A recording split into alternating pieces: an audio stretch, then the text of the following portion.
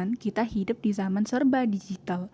Media sosial kayak Instagram, TikTok, dan Twitter udah jadi bagian penting dari hidup kita. Awalnya sih cuma buat komunikasi atau hiburan, tapi sekarang media sosial juga jadi tempat buat pamer gaya hidup, barang-barang baru, atau tren-tren terkini. Nah, dari sinilah muncul yang namanya FOMO atau Fear of Missing Out. FOMO itu adalah rasa cemas atau takut ketinggalan sesuatu yang lagi viral atau yang lagi ramai dibicarakan di media sosial.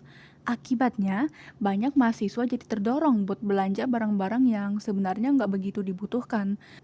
Mereka beli hanya demi bisa tetap dianggap kekinian atau supaya nggak merasa ketinggalan.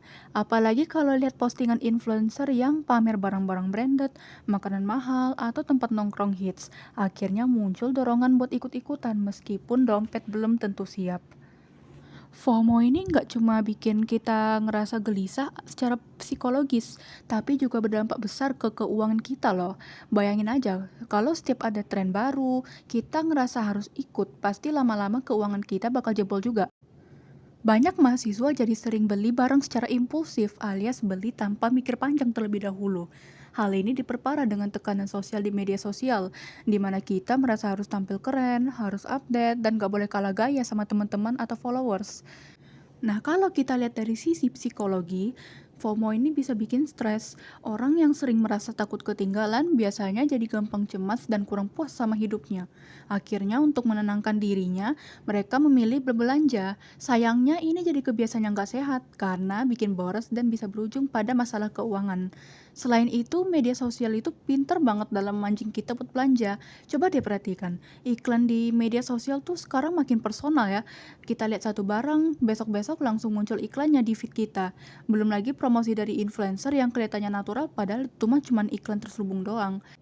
Nah, di sini pentingnya literasi digital dan literasi keuangan. Artinya, kita harus paham cara kerja media sosial dan juga pinter-pinter lah ngatur uang. Kalau kita ngerti bahwa nggak semua yang ada di media sosial itu nyata atau harus diikuti, kita bisa lebih bijak dalam mengambil keputusan. Literasi digital bisa bikin kita lebih kritis terhadap konten yang kita lihat, sedangkan literasi keuangan bikin kita bisa ngerem hasrat belanja yang nggak perlu.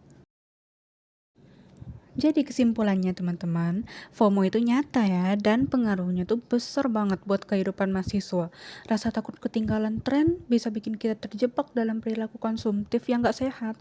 Kita jadi gampang beli barang-barang yang sebenarnya gak terlalu kita butuhkan, hanya demi validasi atau pengakuan dari orang lain di media sosial.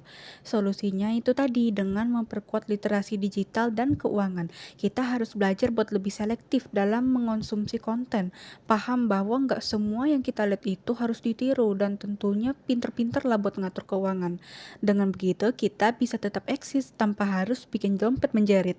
Terakhir, buat teman-teman yang ngerasa sering banget kena FOMO, yuk mulai sekarang coba tanya ke diri sendiri sebelum beli sesuatu. Aku beneran butuh nggak ya? Atau cuma takut ketinggalan aja? Jadi begitu. Oke, itu dulu pembahasan kita kali ini. Sampai ketemu di video selanjutnya. Terima kasih telah menonton.